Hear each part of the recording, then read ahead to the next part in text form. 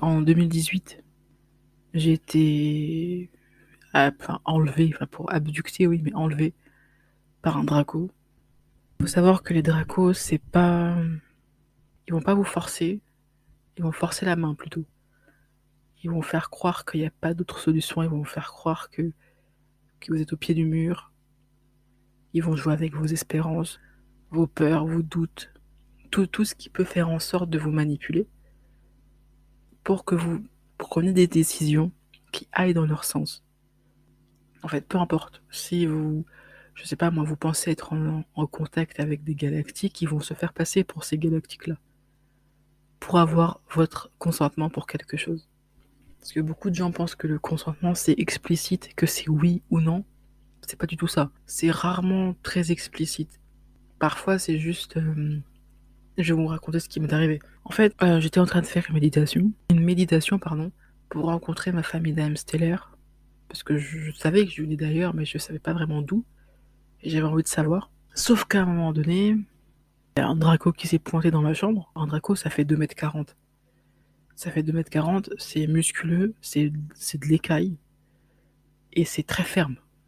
Je sais pas si vous voyez un peu un militaire, un humain, un militaire qui est très ferme, très carré, très droit.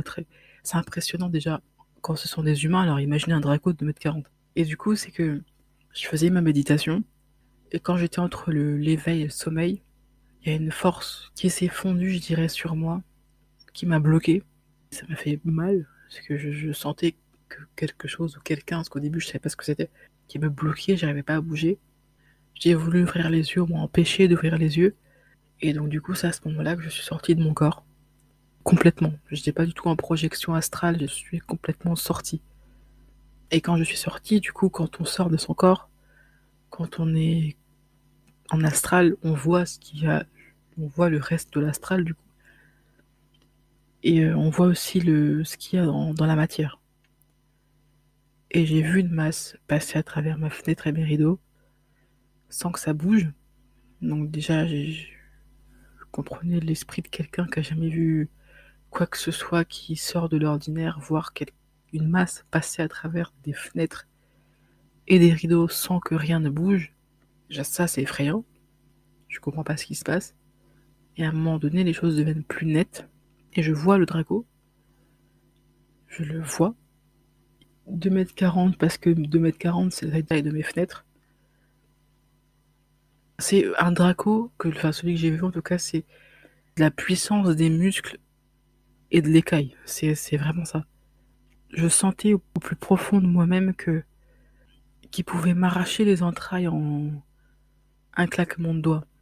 Ou un claquement de griffes plutôt, parce qu'il avait des griffes, mais tu sens que le mec, il est puissant. Je sais pas si vous avez déjà croisé un prédateur ou un mec qui veut vous faire du mal, rien que vous faire suivre dans la rue.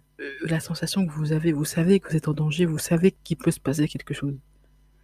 C'est ce que j'ai senti avec ce Draco, sauf qu'en plus j'ai senti sa puissance. Et c'est pas faible un Draco. C'est pas faible, ça n'a pas peur. Il n'y a pas de peur, il n'y a pas de faiblesse, il n'y a rien de tout ça. Et il était 2,40 m. Ce qui m'a le plus frappé, c'est que j'ai pas l'impression qu'il m'a vu quand j'étais hors de mon corps parce qu'il était fixé sur mon corps. Par contre, pour lui, c'était la routine.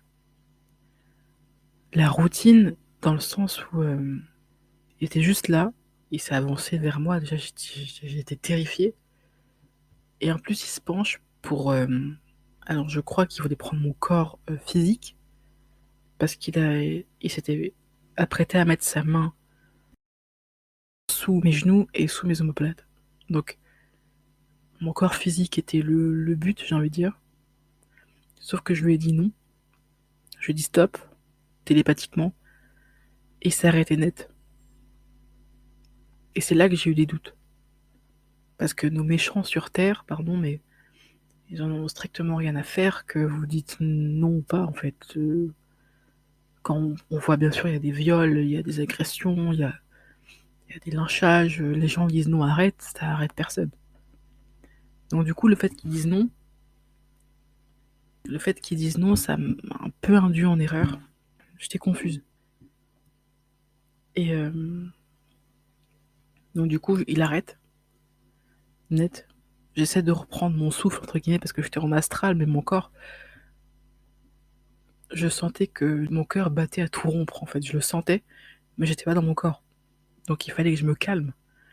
Parce que je pense que si je ne serais pas bloqué par son champ de force, je pense que j'aurais fini en convulsion. Parce que c'est pas seulement quelqu'un de puissant, c'est un être qui n'est pas humain, qui est 10, 20 fois plus puissant que les humains, et qui en plus n'est pas bien intentionné. Donc c'était vraiment impressionnant.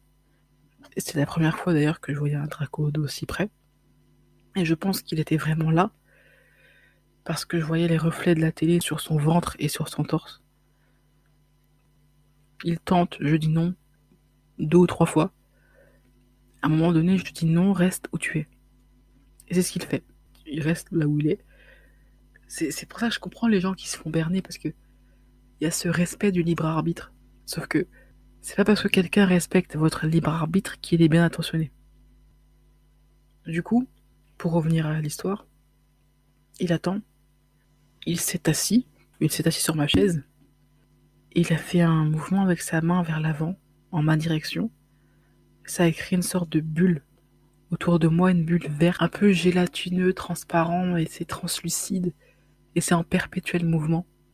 Je lui ai demandé pourquoi, et il me dit c'est pour me protéger. Mais protéger de quoi? J'ai pas eu de réponse. Et ma naïveté a fait que je l'ai suivi, parce qu'encore une fois, vu qu'il a respecté mon libre arbitre, je pensais que c'était quelqu'un de bien ou de gentil. Sauf que ça ne veut rien dire. C'est pas parce que quelqu'un respecte votre libre arbitre qu'il est de votre côté. C'est non, il respecte juste les lois galactiques, en fait. C'est tout. C'est comme un peu les assureurs qui veulent vous refourguer des assurances à la con, ou vous vendre de la merde, en fait. Ils respectent les lois, mais c'est pas pour autant qu'ils veulent votre bien. Voilà, c'est un peu... Je peux faire une comparaison. Je reviens à l'histoire, du coup on part. Du coup, il me prend dans ses bras. Je sens son torse, j'arrive à le toucher. Enfin, c'est plutôt doux, c'est ferme et doux. Et on part. Et du coup, la seule chose que j'ai vue, c'est lui et des étoiles. En fait, quand il y avait des étoiles, c'était plutôt fixe. Parfois, ça bougeait extrêmement vite. Alors, je sais pas si on était dans l'espace ou si on a passé un portail. Je suis pas sûr, mais en tout cas, ça allait extrêmement vite. Et ça a duré 1 à 2 minutes. Ça a été extrêmement vite et tout passait à toute vitesse autour de nous, en fait. Et à un moment donné, on passe une sorte d'atmosphère. C'est comme un coup de tonnerre sourd. Quand on passe l'atmosphère, on atterrit. Encore une fois, je vois pas de vaisseau. On était vraiment 2 touristes qui atterrissent avec les pieds nus sur le sol, quoi. C'est vraiment ça. Le sol, c'était de l'obsidienne à perte de vue. C'est-à-dire, il n'y avait que ça, il n'y avait pas un brin de vie. Chercher les arbres, il n'y en avait pas. C'est ce qui m'a frappé le début, en fait.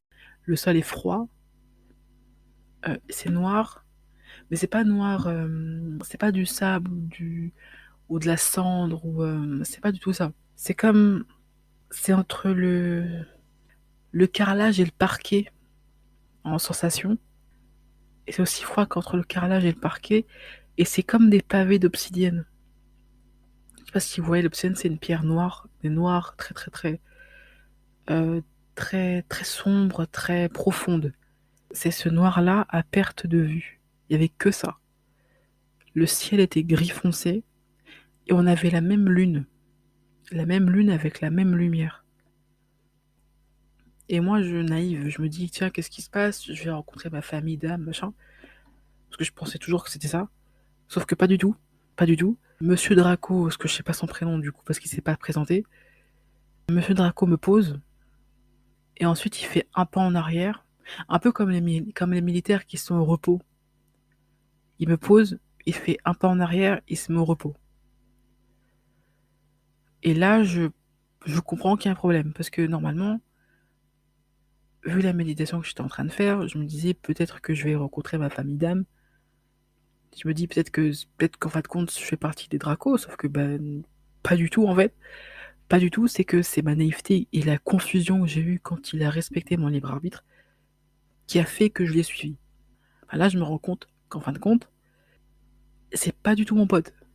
C'est pas du tout mon pote, c'est pas du tout un frère, c'est pas du tout...